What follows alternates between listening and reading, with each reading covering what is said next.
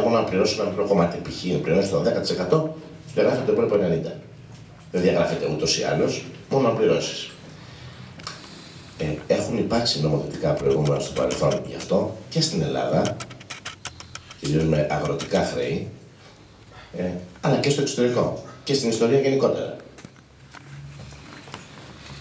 Η προσωπική μου άποψη είναι ότι δεν γίνεται αλλιώς.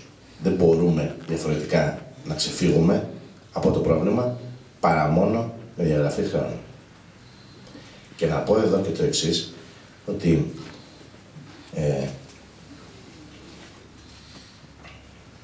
και η οικονομία και η νομική και η οικονομική επιστήμη και η νομική επιστήμη, γενικά το σύστημα, βλέπετε όλοι, διαισθανόμαστε όλοι, βλέπουμε όλοι ότι αντιδρά στη διαγραφή. Λένε όλοι, δηλαδή, οι τραπεζίτες, η Τρόικα, οι ξένοι,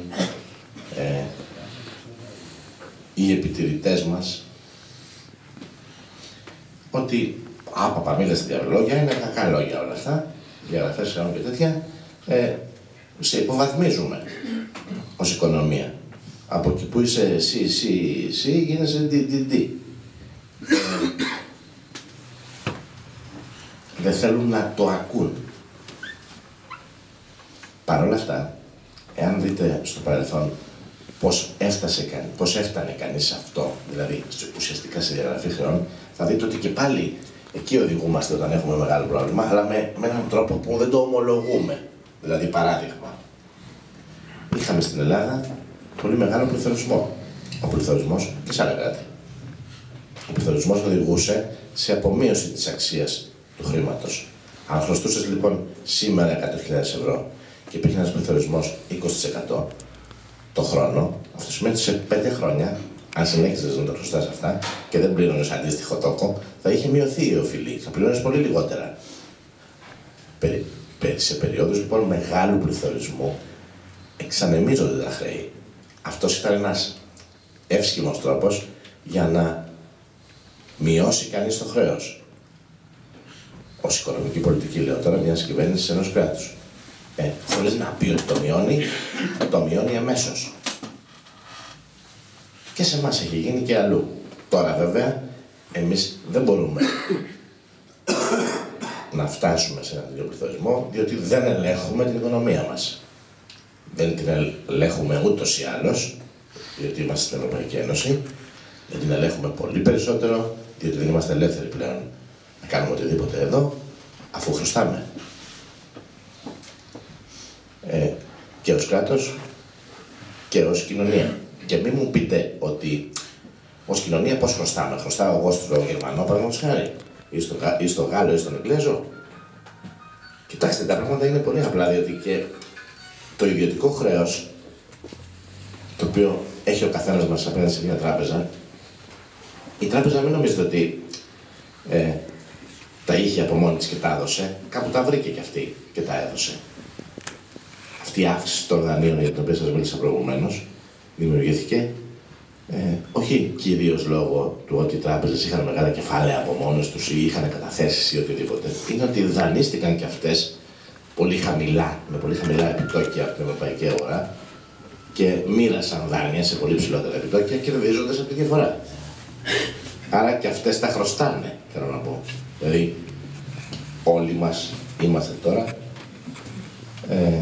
κατά κάποιο τρόπο δεμένοι από το χρέος και όχι ελεύθεροι να αποφασίσουμε μια πολιτική που θα μας βγάλει από αυτό.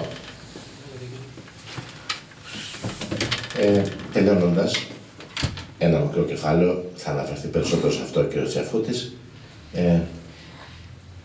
η ρύθμιση του νόμου για τα υπερχρεωμένα νοικοκυριά. Με το νόμο αυτόν, είναι ο νόμος 3869 του 2010, ισχύει του 2011, μπορεί κανείς να κάνει μια αίτηση και να προσπαθήσει να ρυθμίσει τα χρέη του, πληρώνοντας μια μικρή δόση το μήνα, με σκοπό να απαλλαγεί κάποτε από τα χρέη και πάλι προστατεύοντας το σπίτι του,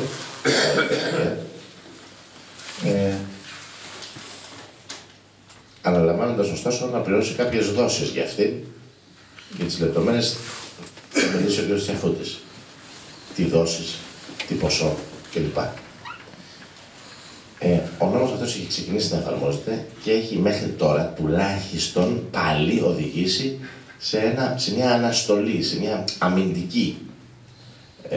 Έχει έναν αμυντικό προσανατολισμό.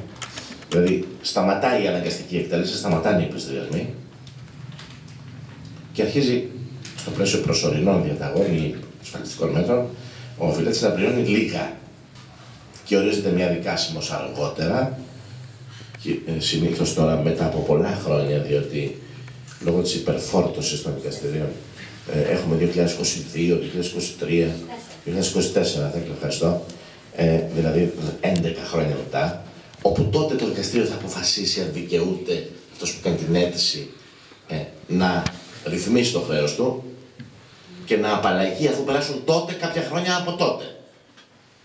Και μέχρι τότε θα δίνει κάτι το μήνα. Τι θα γίνει αν δεν γίνει δεκτή αίτηση τότε, δεν ξέρω. Τι θα γίνουν οι τόκοι που εντωμεταξύ έχουν τρέξει, δεν το λέω όμως. Υπάρχουν πολλά προβλήματα και όσον αφορά αυτόν τον νόμο, ο οποίος και πάλι θα πω, όπως και ο άλλος που λύγει την 31 του 2013 και δεν θέλουν να τον ανανεώσουν. Και δεν θέλουν να τον ανανεώσουν για τον απλό τον λόγο ότι έτσι προσκόβουν το ρεύμα, έτσι προσκόβουν το τηλέφωνο, έτσι προσκόβουν τα πάντα. Θέλουν να κόψουν και αυτό. Θέλουν να βγάλουν στον πληστηριασμό τα σπίτια. Λοιπόν. Και αυτός ο νόμος ουσιαστικά σε αυτό οδηγεί, μέχρι τώρα στην Ελλάδα όπως εφαρμόστηκε, στο να μπλοκάρονται οι πληστηριασμοί, να αναστέλλεται η εκτέλεση και βλέπουμε. Θα ανέβει πάλι η οικονομία και μπορεί να πληρώσουμε. Πώς μπορούμε να πληρώσουμε? Είναι αδύνατο να πληρώσουμε ποτέ αυτά που δανειστήκαμε, διότι με τους στόχους που θα έχουμε εντωμεταξύ τρέξει, το χρέος θα είναι αδύνατο να το αποπληρώσουμε όσο ζούμε. Εμείς, τα παιδιά μας, τα εγγόνια μας. Ευχαριστώ πολύ.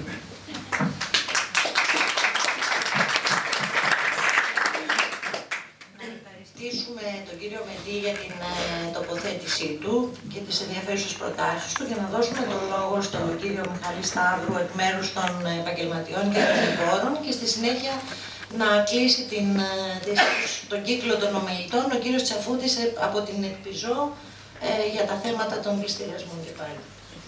Εγώ να προσπαθήσω να μιλήσω χωρίς το μικρόφωνο, αν δεν ακούγομαι να το χρησιμοποιήσω. Κυρίως ωραία.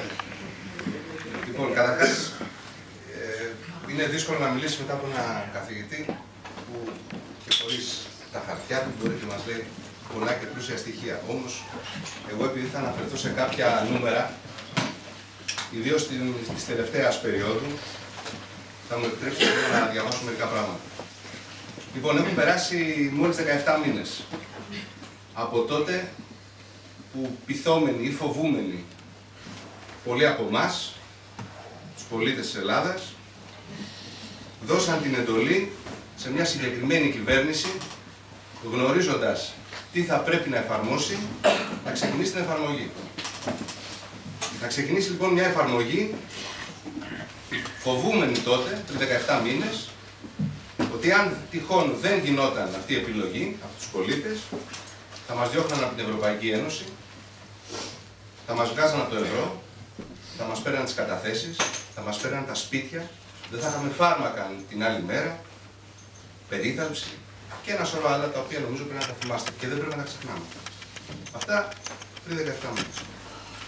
Τα αποτελέσματα λοιπόν αυτής της τρομοκρατίας που υπήρξε τότε, τα ζούμε τώρα. Και για την ακρίβεια ξεκινάνε τώρα. Λοιπόν, επειδή οι άνθρωποι δεν είναι δείκτες ούτε νούμερα, παρόλα αυτά όμως είναι μερικά στοιχεία που πρέπει να τα θυμηθούμε κατά πόσο έχουμε μεταβάλει τη ζωή μας στους τελευταίους αυτούς μήνες. Ας πούμε τα τελευταία 3 χρόνια, για να είναι λίγο μεγαλύτερη περίοδος. Λοιπόν, μέσα σε αυτά τα 4 χρόνια το ΑΕΠ της Ελλάδας έπεσε περίπου 25%. Τώρα λένε για 28%. Θα κλείσει με το φετινό. Στο ίδιο διάστημα η ανεργία από 350.000 ανθρώπους έχει ξεπεράσει τον 1,5 εκατομμύριο. Έχει τετραπλασιαστεί δηλαδή. 100.000 έχουν κλείσει οριστικά. Πάνω από 250.000 επιχειρήσεις που απασχολούν σχεδόν 600.000 εργαζόμενους είναι στα όρια επιβίωσης και οι μισές εξ αυτών το 2014 θα κλείσουν. Είναι σίγουρο ότι θα κλείσουν. Για πολλούς λόγους, να μην τους αναλύσω. Σχεδόν 1 εκατομμύριο συνταξιούχοι έχουν χάσει το 40% της σύνταξής τους, ενώ το 80% παραδείγματο των επαγγελμάτων κατασκευών έχουν σταματήσει να λειτουργούν και δεν θα λειτουργήσουν ποτέ ξανά. Οριστικά. Τουλάχιστον στην Ελλάδα. Ταυτόχρονα, χιλιάδες εργαζόμενοι του δημόσιου τομέα, όπως ξέρετε, ή έχουν μπει στη διαδικασία της κινητικότητας, διαθεσιμότητας, αλλά η οριστική απόλυση είναι πρωτοπυλών και για αυτούς. Το χειρότερο όμως όλων δεν είναι η πλήρης εξαντλίωση της ανθρώπινης αξιοπρέπειας. Το χειρότερο όλων δεν είναι καν η απαξίωση της ζωής, να μην αναφερθούμε στις 3.500 αυτοκτονίες που αναφέρεται ότι οφείλεται ως ένα μεγάλο βαθμό στην κατάσταση αυτή. Το χειρότερο απ' όλα είναι ότι αυτά τα 3 χρόνια οι συνέπειες σε όλους μας είναι μάλλον ανεπανόρθωτες. Και δεν είναι μόνο οι συνέπειες οικονομικές, είναι και οι συνέπειες της υγείας, ψυχική υγεία. Όσοι γνωρίζετε, νομίζω πολύ καλά, πόσο πολύ έχουν αυξηθεί οι περιπτώσεις κατάθλιψης, η χρήση φαρμάκων για αυτά κτλ. Για τη σωματική υγεία, μην το συζητήσουμε, εγκεφαλικά, καρδιακά κτλ. Νομίζω είναι λίγο δημαγωγικό αυτό που κάνετε, έτσι. Αλλά είναι μια αλήθεια. Μην την κρύβουμε γιατί είναι αλήθεια. Είναι αλήθεια. Πρέπει να ξέρουμε επίσης ότι το 2014, χρονιά δηλαδή που ανοίγει σε λίγες ημέρες, 2 εκατομμύρια Έλληνες, κυρίως προερχόμενοι από τον χώρο των ασφαλισμένων στον ΟΑΕ, δεν θα έχουν δυνατότητα ιατροφαρμακευτικής περίθαλψης. 2 εκατομμύρια άνθρωποι, μόνο από αυτό το χώρο, έτσι, που είναι στον ΟΑΕ. Λοιπόν, η συσσόρευση όλων αυτών και σε συνάρτηση και με τις προσδοκίες που είναι αρνητικές έτσι κι αλλιώς για τα επόμενα χρόνια και στην οικονομία και στο θεσμικό επίπεδο, βγάζει στην επιφάνεια νέα ακόμα πιο σημαντικά ζητήματα. Μόλις πριν λίγες μέρες, ένας εκπρόσωπος της Τρόικα, το θυμάστε πολύ καλά, είπε στην κυβέρνηση: βρείτε καταλήμματα για αυτούς που θα χάσουν τα σπίτια τους. Κοινικότατη. Και μην νομίζετε ότι λένε ψέματα. Αυτοί δεν έχουν πει ψέματα ως τώρα. Το θυμάστε. Έτσι. Αυτά τα 3 χρόνια. Άρα λοιπόν η εξέλιξη είναι δυσάρεστη για όλους μας. Γιατί θα είναι μια ζωφερή εικόνα που θα τη ζούμε καθημερινά και μην νομίζετε ότι δεν θα το ζήσετε και μέσα στο σπίτι σας, στον αδερφό σας, στο φίλο σας, στο γνωστό σας. Εύχομαι σε κανέναν από εσάς, από εμάς. Πολλοί από εμάς μπορεί να μην ζήσουν αυτό, ίσως να ζήσουν τη φυλάκιση, αλλά ούτε και αυτό μπορούν να το κάνουν πια. Και λένε, είπε ο ΑΕ προχθές, 28.000 δικαστικές αποφάσεις κατά των ασφαλισμένων στον ΟΑΕ είναι εκτελεστές, αλλά δεν τις εκτελούν. Τι να τους κάνουν, πού να τους βάλουν. Έτσι, είναι ένα θέμα.